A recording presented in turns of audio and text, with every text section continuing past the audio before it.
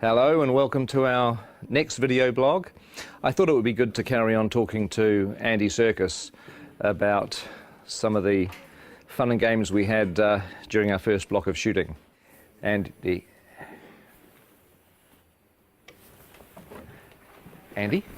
Where is he?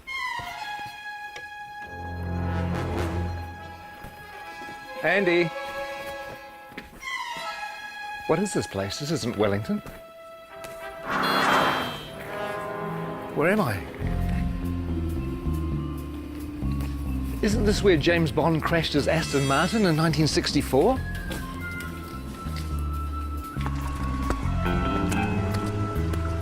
And isn't this where Red Grant trained to be an assassin at the beginning of From Russia with Love?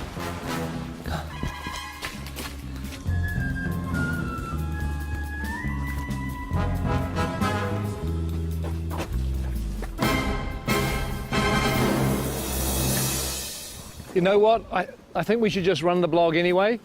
So what we did is we asked cast and crew to tell us a few of their favourite memories from the first 3 or 4 months of shooting. So please enjoy that and I'll go figure out where I am.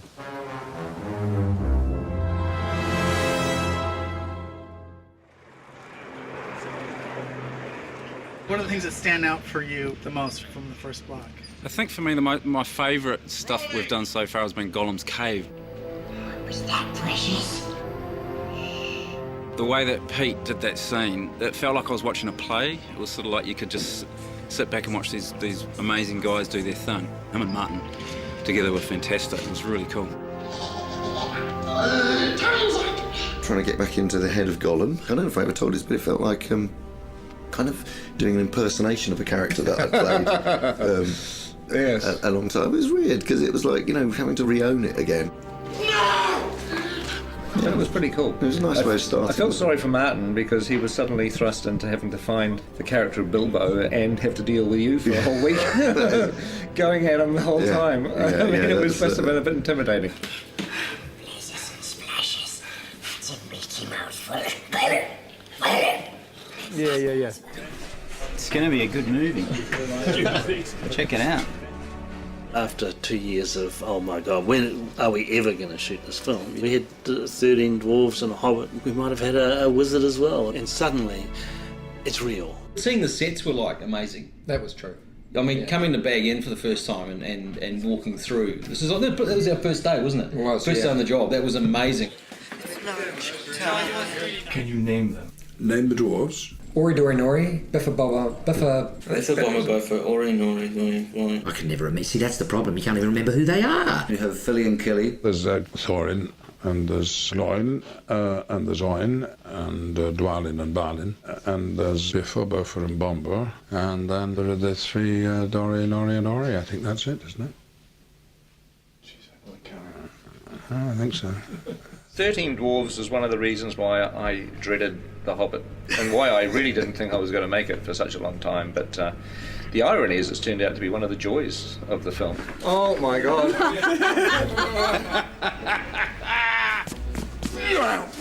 What a challenge. I mean, 13 heroes, or 14 with Bilbo.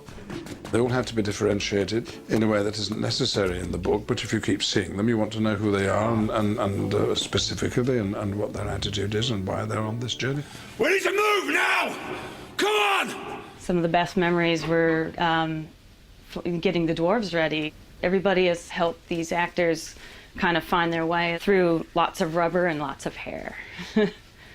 Walking through Weta and getting to see our designs and going, actually, God, I look amazing. I look the most amazing of anyone. That was probably the best day, wasn't it? Mm-hmm. Yeah. When you all said, gee, Jed's amazing. That's an amazing We design. did, yeah.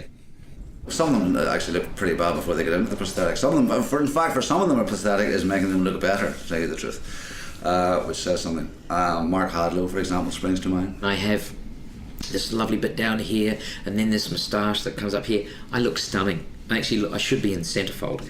One of the things that quite early on we discovered was that Mark Hadlow likes to dress up in costumes, mainly sort of military type things. And the really weird thing about his sailor outfits is that below the waist, nothing. But again, you know, he's a nice bloke though. A little bit of cap. A little bit of cap. One of them doesn't have to wear a beard. Yeah, well, we're all very, very jealous of that. Actually, he is the Aidan Turner. He's the sexy dwarf. I don't even think he's got a beard, actually. Mainly because he's not old enough to grow one. He's the hot one, I suppose, if you like that kind of thing. But if you like knitted cardigans and knitted mittens, then I'm your fella. If there was a boy band in Middle Earth, he would be the leader Williams. of the Robbie Williams of the dwarf world. Whereas you'd be roadie, I think. Yeah, the roadie. Bond would be a roadie. I think when people see the beards are going to come back in big time. They are. Huge. Give us a kiss. Gelek Dashuld Ba. Gelek Dashuld Ba. We've all learnt a bit of the dwarf language, Cosdor, so we all have a kind of selection of words to fall back on, curses and battle cries. I mean, we speak Dwarvish to each other most of the time when we're on set. Okay, here goes. And Peter can guess what it is, and then I'll tell people. Caused Belcour. Caused Belcour. Caused Belcour. Peter? It means mighty dwarf.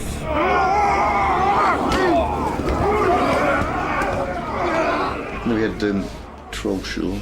Well, you got to do all the fun stuff in Troll Show. Yeah, we did. I had to shoot dialogue and things, and he got to do all the good fighting troll stuff. That is the great thing about the dwarves is that even though there's this comic element to some of the characters, not all of them, but some of them, when they fight, they really fight. We started with 3 months of intense training. We did stunt fighting, we did horse riding. We did the gym 4 times a week. We did dwarf movement intensely. They were trying to get us to a point where they could actually kill us and bring us back from the dead, kill us, bring us back from the dead, all the CPR and stuff like that, because that's what it'll be like on set. They did it by breaking us down. Yeah. They did it by essentially reducing us to the absolute amoeba stage and then building us up again as dwarfs. We've come through it as better dwarves, I feel. I do too. I know that William's discovered his inner dwarf. I have. Well, we all have, actually. It's a frightening thing, but this is the job that had to be done. If I could say key moments in Block 1, arriving in Rivendell and meeting Elrond and dining at his table, it really feels like you're stepping into Middle-earth. There are some who would not deem it wise. What do you mean? You're not the only guardian to stand watch over Middle-earth. I remember it now, but later on. I love working with Hugo and Kate back in Rivendell again. That was fantastic. Hello. Welcome. I still can't quite get over being on set with Ian as Gandalf and then, Kate Blanchett with Galadriel and Hugo with Elrond, and you just feel like you step back into a movie again. It's kind of weird. Is this a new one? This is different. Yeah, different one. High points really, I think, was getting Kate Blanchett with a long train. God, Kate, that's beautiful. Who that is? They're all going to want one. Just don't ask me to walk anywhere. One of the things that I like is that we're getting a little bit of the music into the movie too, the songs. Tolkien wrote quite a few songs for The Hobbit. I got to sing a song. You want to hum a few bars for us now? Oh, it's a classic song. It's after sort of Cole Porter, Gershwin, and that type of thing. There's an inn, there's a merry old inn beneath an old grey hill. He squeaked and sawed and quickened the tune while the landlord shook some man in the moon. It's after 3, he said. I think it'd be great if Dwalin just yelled the whole thing. So the cat They'll swallow the tipsy cat. Is this the Kenny Rogers? Is this the Metallica version? Who is this? That's the Metallica version. Well, I'll be singing at the Oscars is a different matter, but hopefully some people might sing it in the shower. Oh, excuse me. I think this is a Peter Jackson question. Which dwarf would you like to invite to dinner? Well, I wouldn't invite any of them except myself. I'm afraid that the table manners aren't of the best. But you get your fist when you do that! They would not want Biffa over for dinner. He would be like the bottom of the line. Ori, because he'd be very polite. Excuse me. Well, it'd be me, obviously, because I'd cook. Stephen Hunter does pretty well with the bad table manners. He just eats so much. Have you seen the size of him? I mean, oh good lord. He's enormous. I tried to talk him about cutting down his cholesterol and his butter intake. I don't think you'd invite Norrie because he'd steal all the silverware. You'd never invite Graham McTavish because he would sit there and glare at you and show his forearms all night. Dwallin's a real warrior. When he parties, he goes completely mad, like so many Scottish people. Here you go. Well, the words kettle black calling pot come to mind. I don't think you'd invite any dwarf to dinner, actually. I wouldn't have them all together, though. Not 13, maybe a couple at a time. Special person to meet here, John Rhys Davies. It was fun on one of the days that we were in Bag End with the dwarves that John Rhys Davies came to visit. Oh, yeah? And it was great to introduce him not only to Gloin, who's his father in the story, but also to all the other dwarves. Hello, my boy. It's just like coming home to family.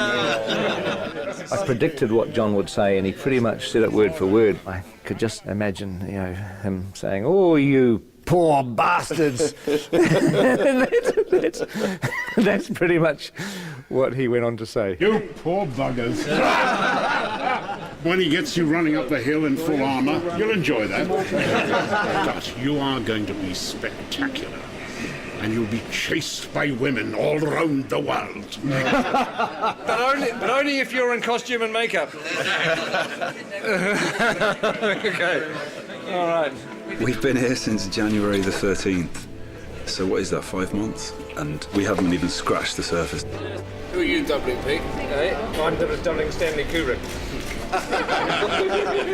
One of the biggest moments was when we all put our gear on and we all stood together, sort of looking around at each other into the characters' faces. To stand in a circle and look at the guys that were going on the quest, I got a real tingle up my spine.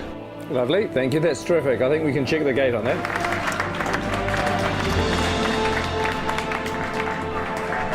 Thank you very much. Thank you, guys. Thanks, guys. Thanks very much. Thank you. Bittersweet moment, but it's time to leave. Hasta la vista. Then driving off. I'm waiting for somebody, sorry. It could have been you. I know. Just go. Oh, really? Yeah, just go. We've had enough. Go. Are you wrapped? No, I'm not wrapped. They're keeping the good people. Okay. Oh, hey, Go again, we'll go now. Hey. Okay, we'll go now. It's a bittersweet moment, but it's time to leave. Hasta la vista.